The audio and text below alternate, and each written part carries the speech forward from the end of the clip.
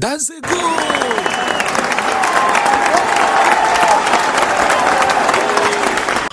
All right. Welcome this evening to our Friday night football discussion. Today, we are going to talk about Chelsea performance last season as a club, where they got it wrong and where we think that they can be able to improve in the next coming season. So let's talk about Chelsea last season, how they performed, where they all got it wrong, and possibly how they are going to improve for next season with what they have right now at hand. I am Maker, and with me here is Martinez. Okay. So I think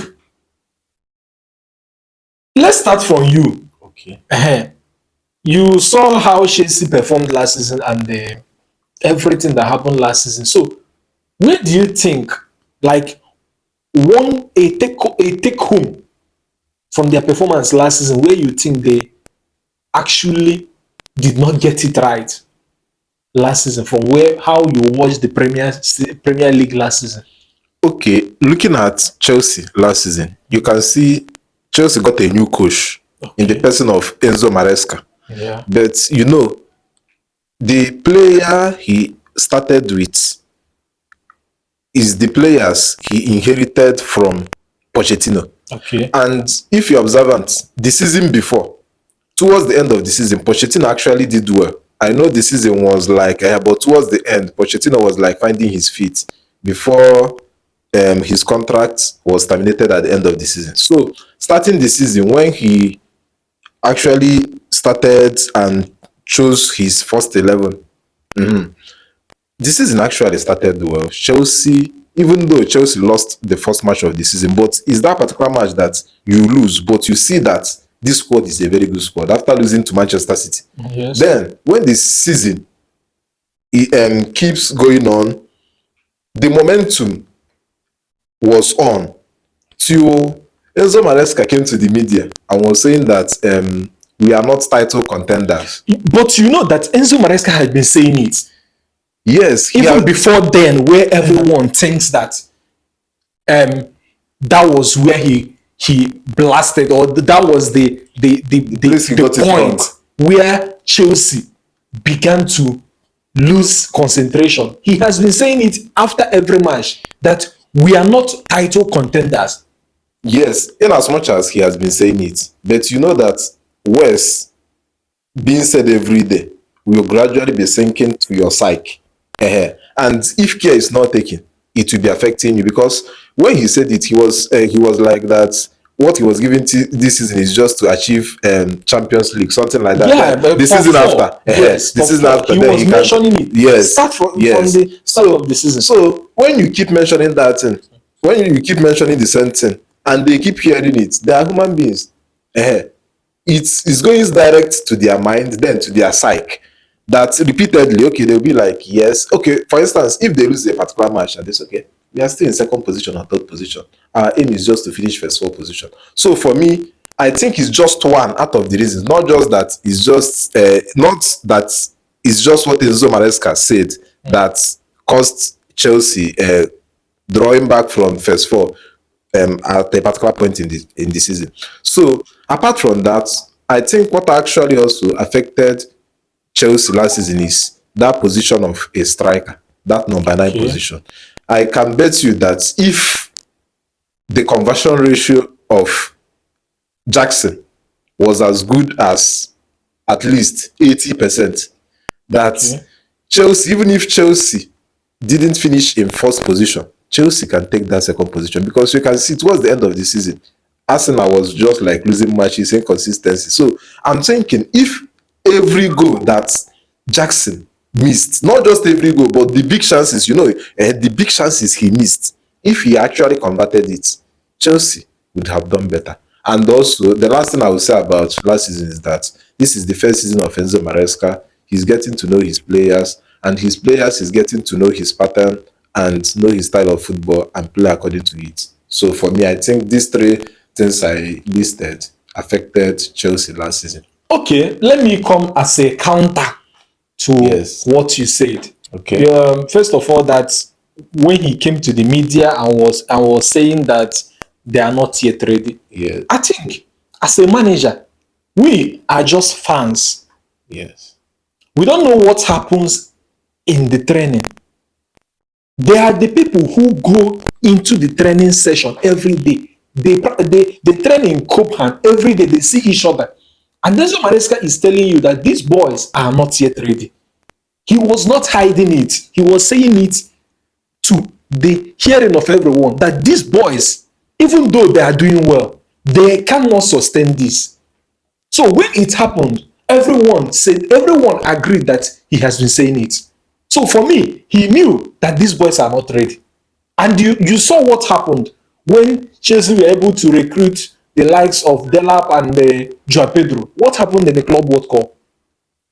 So for me, he knows these players in and out.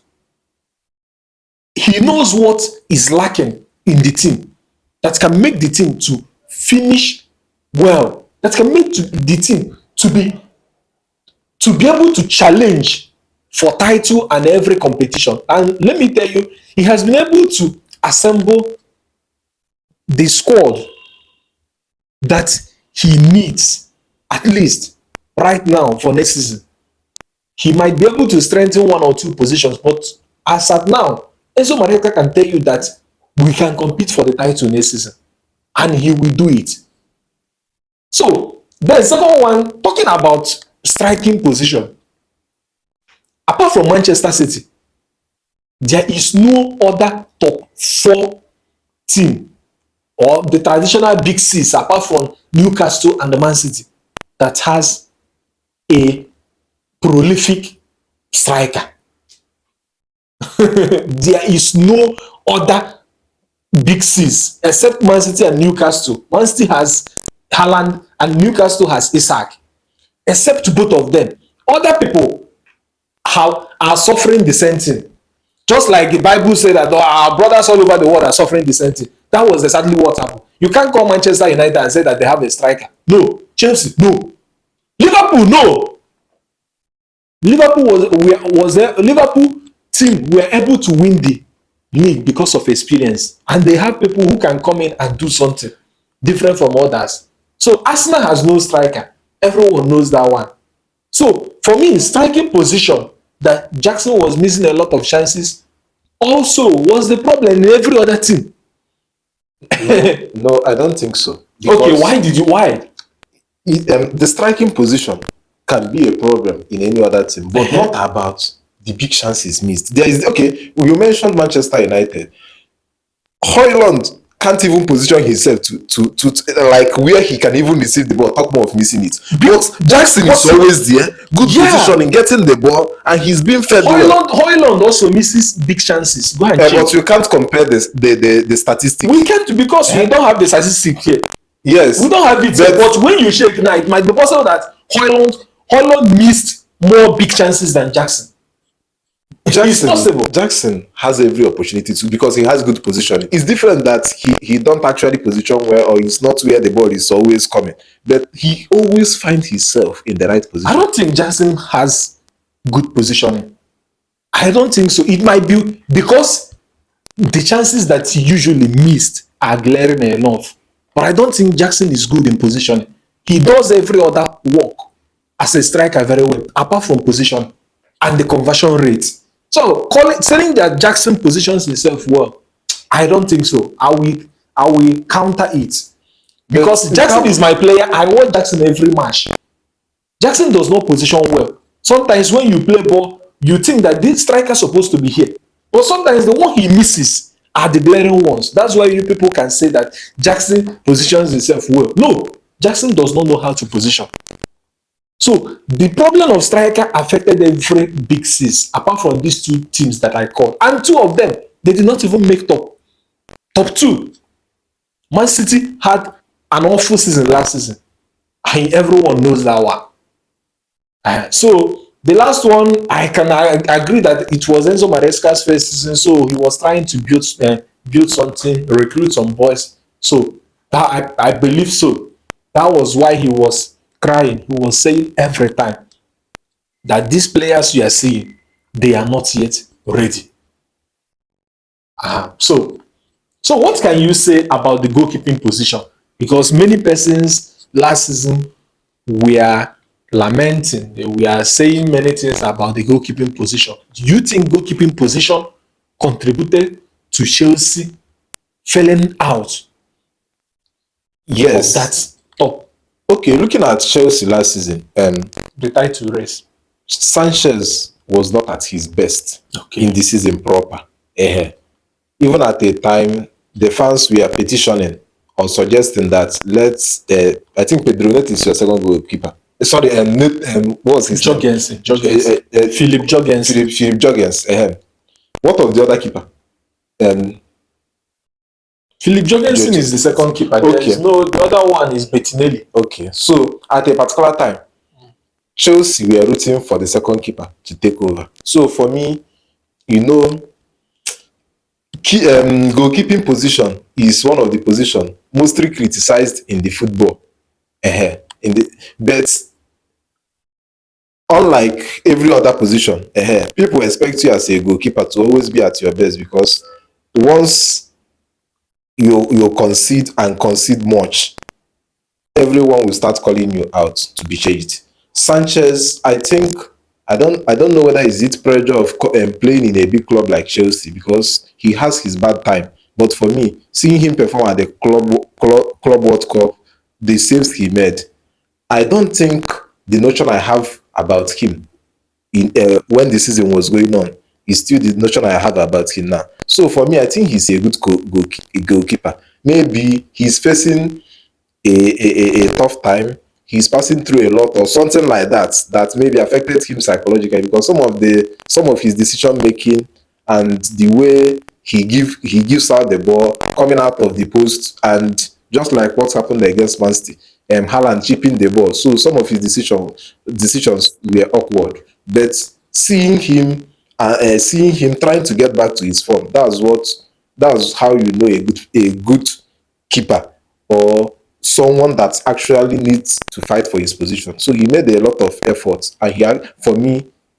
if he should continue as Chelsea goalkeeper this coming season, I think he will still do better.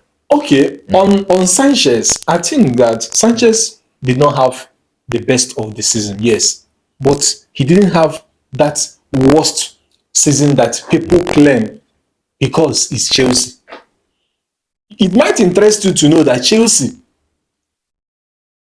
were the third best defensive team last season, behind Arsenal and I think, I don't know, I think maybe Liverpool. Are you saying this based on goal considered, or Of course, if he was not on the post, Chelsea would have shipped in more goals, because majority of the Premier League matches he wasn't at the post, except 2 or 3 matches that Jorgensen came in. Jorgensen came in against Ipswich after Chelsea lost to Fulham, and Chelsea lost 2-0 in that game. He considered a penalty against Villa. Then the next match they brought him up on was against Aston Villa. He gifted Aston Villa goal. So what do we have to say? In as much as Sanchez was not, maybe he wasn't good, he wasn't at his best performance last season, he was still better than Ederson of Manchester City from every angle. Ederson had 5 assists or so, I think, or total. But error leading to goal, Ederson was more than Sanchez. The saves made, the saves made in the season, I think you must get Sanchez in the first 10. But there, as a keeper playing for Chelsea, there are things you are not expected to do. And believe you me, Sanchez will be better this season, because playing from the back was not his thing. That's why Enzo Maresca told him, if you can't play from the back, then you cease being my keeper. And he's improving. So for me, Sanchez, yes, he did not have a wonderful season, but you cannot rate him or his performance last season as a very bad performance. No, I think that I know you cannot just do that. He improved Chelsea at his position to some extent. At least he had one or two save of the season or save of the month or something like that. So for me, someone that can be able to get that also improved. Thank you for watching. There are some of our videos you would love to watch. Please follow us for more content, like, share and subscribe.